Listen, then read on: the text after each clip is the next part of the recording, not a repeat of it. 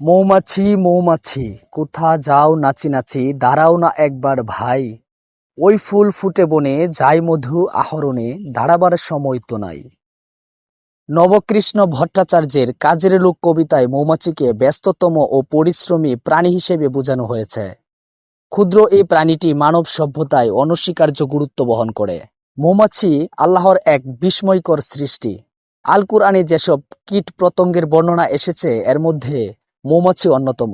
মৌমাছির নামে একটি সূরার নামকরণ করা হয়েছে, সূরা আন-নাহল। এ সূরায় আল্লাহ তাআলা মৌমাছি সম্পর্কে আলোচনা করেছেন। আল্লাহ তাআলা ইরশাদ করেন, তোমার রব মৌমাছির অন্তরে ইঙ্গিত দ্বারা নির্দেশ দিয়েছেন যে তুমি গৃহ নির্মাণ করো, পাহাড় বৃক্ষ এবং মানুষ যে গৃহ নির্মাণ করে তাতে।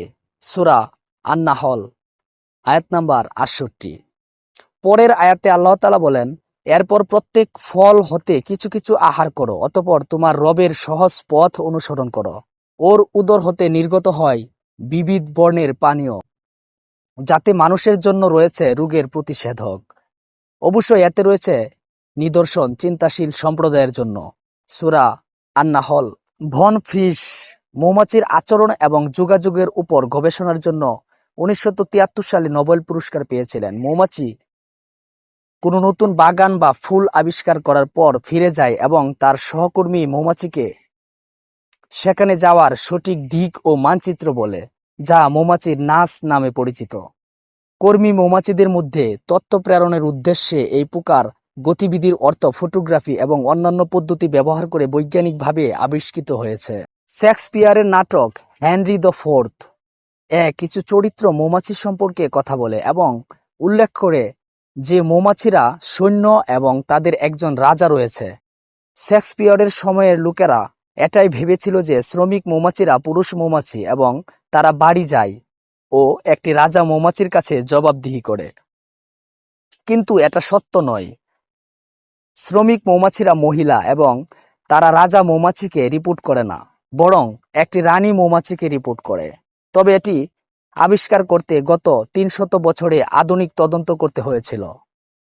অদ্ভুত হলেও সত্যি, প্রকৃতির জন্য মৌমাছি অত্যন্ত গুরুত্বপূর্ণ। পৃথিবীতে প্রায় 20,000 প্রজাতির মৌমাছি রয়েছে। যেখানে সপুষ্পক উদ্ভিদ আছে সেখানেই দেখা মিলবে মৌমাছির। প্রকৃতির জন্য মৌমাছি অত্যন্ত জরুরি, কারণ মৌমাছি ও অন্যান্য কীটপতঙ্গের কারণে গাছে ফুল ফুটে, ফল হয়। মৌমাছির মতো কীটপতঙ্গ না থাকলে গাছে ফুল ফুটতো না, ফল হতো না। প্রায় 90% বন্য উদ্ভিদে পরাগায়ন ঘটায় মৌমাছি। একটি চাকে বা দলে থাকে 3 ধরনের মৌমাছি: রানী মৌমাছি, শ্রমিক মৌমাছি ও পুরুষ মৌমাছি। রানী মৌমাছি দলের নেতা ও আকারে সবচেয়ে বড়।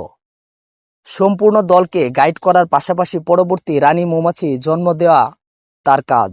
শ্রমিক মৌমাছিদের কাজ ফুল থেকে মধু সংগ্রহ করা এবং নিজেদের চাক বানানো।